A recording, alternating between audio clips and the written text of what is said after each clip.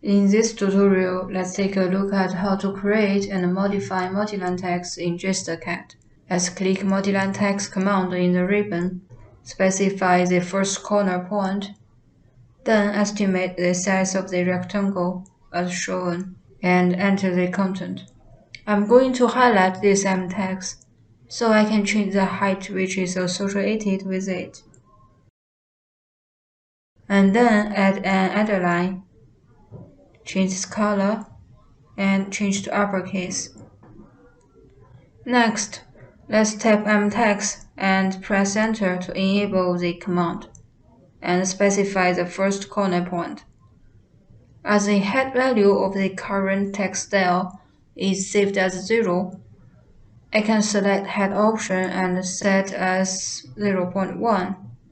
Enter. Then select the Justification option and set to top left. Enter. As well as set the width value as 1. Enter. I'm going to copy and paste the text to the editor. Highlight the text to change its text style. Click OK. Then select the text and stretch grips to adjust the width of the paragraph to reduce the number of lines. Double-click the MText object to open the editor.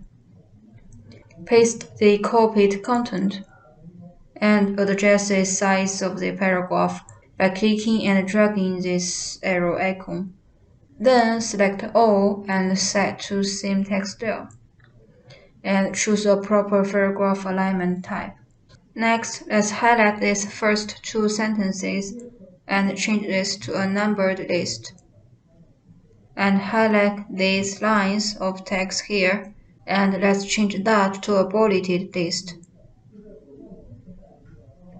And highlight the rest of sentences and change them to a numbered list as well.